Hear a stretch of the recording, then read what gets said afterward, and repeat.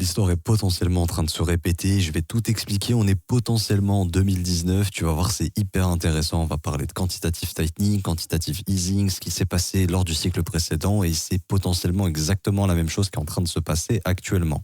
Avant de commencer, tu peux débloquer gratuitement en moins de 10 minutes l'accès à nos algorithmes, à ma formation complète de 30 vidéos et au VIP Discord. Le graphique que tu vois montre uniquement les performances passées, ça ne présage pas des performances futures. Dans le Discord, on publie les performances toutes les semaines.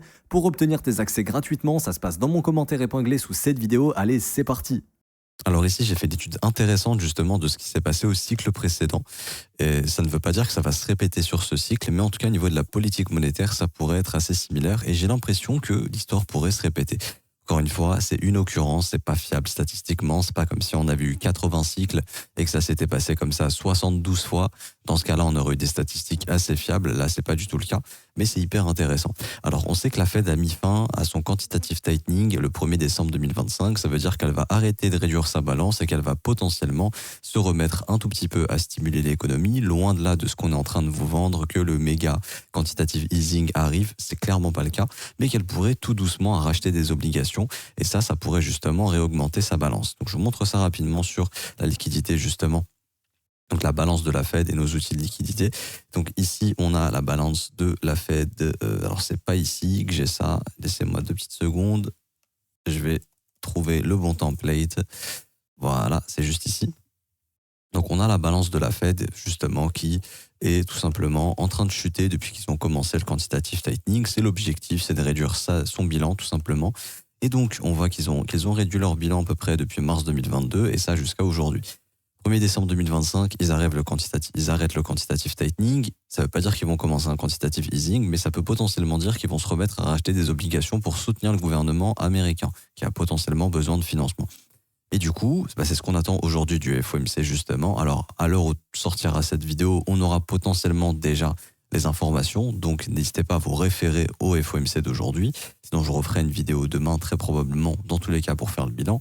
Mais ce qu'il faut comprendre, c'est que si la Fed annonce du rachat d'obligations, c'est plutôt encourageant pour restimuler la liquidité. Mais encore une fois, rien d'extraordinaire, ne vous faites pas avoir pour ça.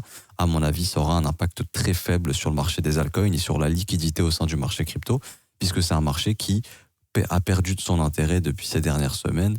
Non pas parce qu'il n'est pas intéressant, juste parce que la liquidité se contracte toujours et qu'elle va là où il y a de l'intérêt, du cash flow, et c'est clairement l'énergie, tout ce qui touche au niveau de l'IA, des data centers, etc., etc. Ça ne touche pas du tout le marché crypto.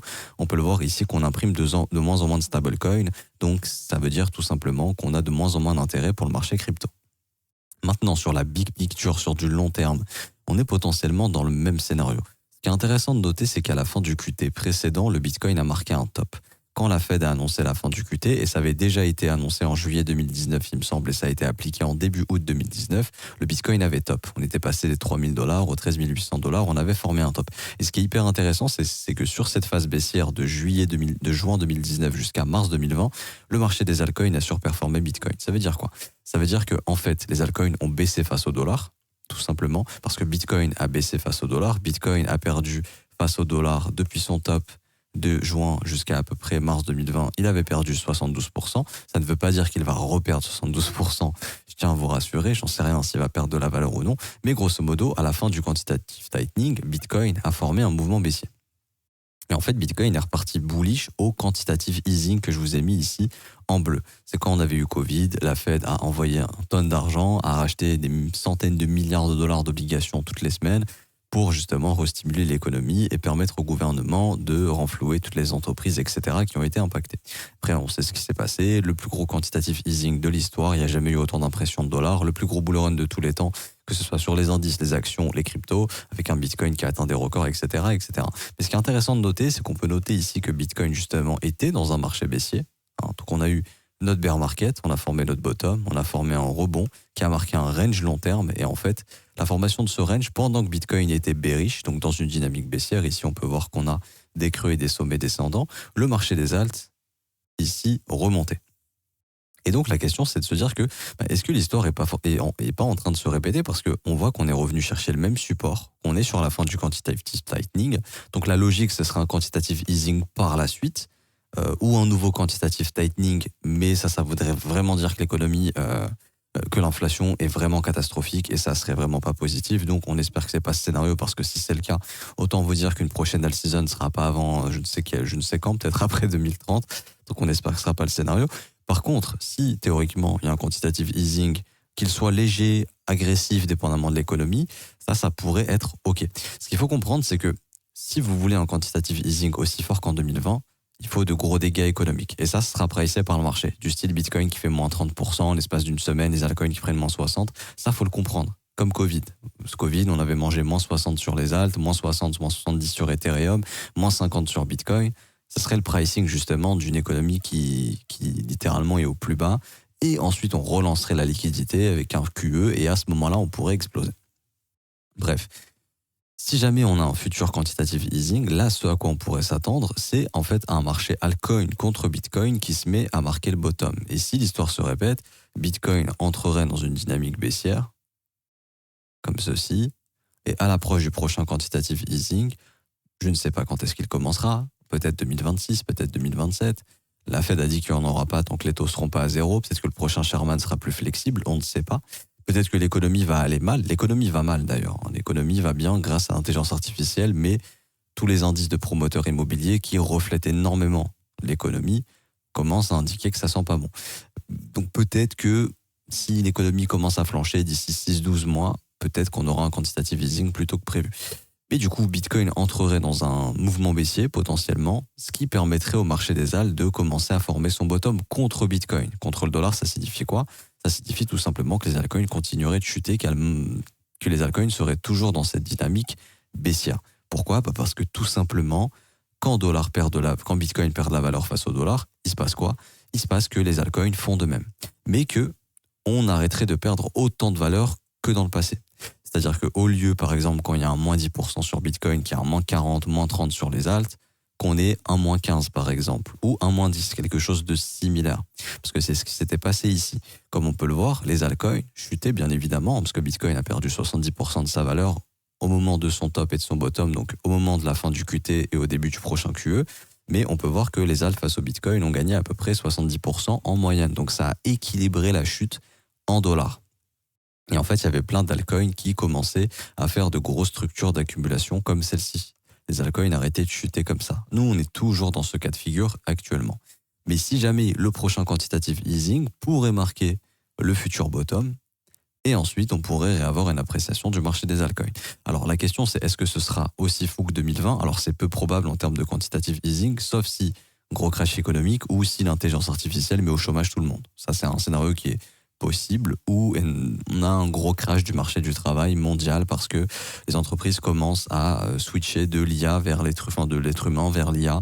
Plein de gens se retrouveraient au chômage, du coup ça ferait un crack économique qui serait suivi d'un quantitative easing pour tout simplement soutenir ces gens qui ont perdu leur travail et redynamiser l'économie. C'est un scénario possible. Pour moi, c'est un peu l'un des seuls scénarios en dehors de quelque chose d'autre, que ce soit un nouveau virus, que ce soit je ne sais pas quel événement qui forcerait à créer de la liquidité. En dehors de ça, je ne pense pas qu'on aura un quantitative easing aussi fort que 2020-2021. Mais ça permettrait de reprendre du risque du côté des institutions sur des marchés plus risqués éventuellement. Notamment, je pense aux indices comme le Russell. Comme on peut le voir, le Russell face au S&P 500 serait en train de marquer un bottom potentiellement. On voit que les petites actions ont sous-performé les grosses actions depuis mars 2021. Quand la Fed a annoncé son quantitative tightening, ça a accéléré. On a eu ici une poursuite baissière des petites actions. Mais là, on voit qu'on commence à avoir potentiellement nos premières structures. Et donc, on le sait, on est très corrélé au marché boursier. Si les spéculateurs et investisseurs se permettent de prendre plus de risques sur des sociétés qui ne génèrent pas encore énormément de cash, qui ont besoin de financement, qui ont besoin de lever de la dette, et que les investisseurs commencent à aller dans ce genre de boîte-là, ça peut indiquer qu'ils sont prêts à reprendre plus de risques. Et quand on dit plus de risques, on peut penser également aux altcoins qui ont un environnement similaire. Encore une fois, pas n'importe quel altcoin, pas des projets sortis de nulle part qui forment des micro-bulles de 1 à 2 mois et qui éclatent. Non, ça pourrait être des projets où il y a beaucoup de revenus qui sont générés, hyper liquides, Aster, tous les nouveaux DEX décentralisés, les exchanges décentralisés, les protocoles DeFi, je pense notamment à Aave, etc. Ce genre de projets qui génèrent beaucoup de revenus pourraient être priorisés par les investisseurs et connaître eux aussi une belle tendance haussière éventuellement. Ce serait pas tout de suite, il faudrait laisser le temps justement au marché de switcher sa mentalité, qui est de prioriser ce qui est ce qui génère énormément de cash flow, donc tout ce qui est système bancaire, système IA, tech, etc., contre justement s'octroyer le droit de prendre un peu plus de risques en allant sur des actifs un peu plus risqués, comme les petites entreprises qui auraient besoin de financement et qui pourraient le trouver via ces investisseurs qui se mettraient à spéculer justement sur ce genre d'entreprise. Et du coup, on aurait quelque chose de similaire sur les cryptos. Parce que si vous regardez bien, à chaque fois que le Russell surperforme le S&P 500, alors malheureusement, j'ai pas plus d'historique ici, mais on est sur justement un marché altcoin qui performe. Alors je vais essayer de nous trouver ici un autre indice. Peut-être que j'aurai un peu plus d'historique. Hop, exactement. Comme ceci. Mais là, on peut voir que, alors, ici, vous voyez, 2016, jusque début 2017, le Russell a bien performé. Et ça, moi, ça me rappelle la season de 2017 qu'on avait eu. Alors bon, c'était le début du marché crypto, donc ça a été un petit peu décalé, mais on en a profité. 2020 exactement, 2020-2021, le Russell a surperformé le S&P 500 et le Nasdaq, ce qui veut dire qu'on a eu justement une spéculation dans les petites entreprises. Et tout naturellement, on a eu la même chose en crypto. Ensuite, on peut voir que 2022, bon, il y avait une remontée, mais c'était un sommet descendant, donc après on est reparti plus bas. Et depuis par contre, 2023-2024, le Russell se pète la tronche face au Nasdaq et au S&P 500. Et du coup, c'est la même chose sur les altcoins. Sauf que là, on commence à potentiellement marquer un début de bottom. Ça ne veut pas dire que là, ça va exploser.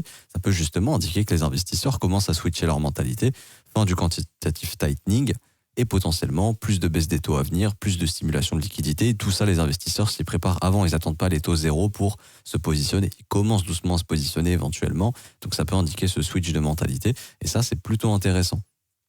Et donc, ça pourrait, par exemple, se refléter aussi sur un graphique comme le THBTC, qui lui aussi, peut-être, pourrait commencer.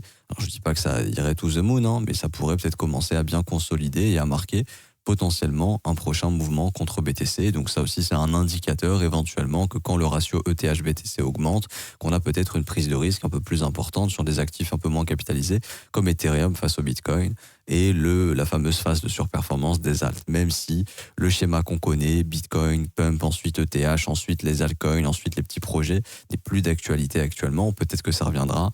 Il n'y a pas assez d'occurrence. On peut pas se dire, ah, ça s'est passé comme ça en 2017, ça va se repasser comme ça à ce cycle. En 2021, ça ne s'est même pas forcément passé comme ça. Mais les gens restent sur ce modèle qui avait fonctionné en 2017, ce qui n'est potentiellement peut-être plus le cas actuellement, puisque tout peut performer dépendamment des narratifs des secteurs, d'où est-ce que l'argent se dirige en fonction du narratif du moment.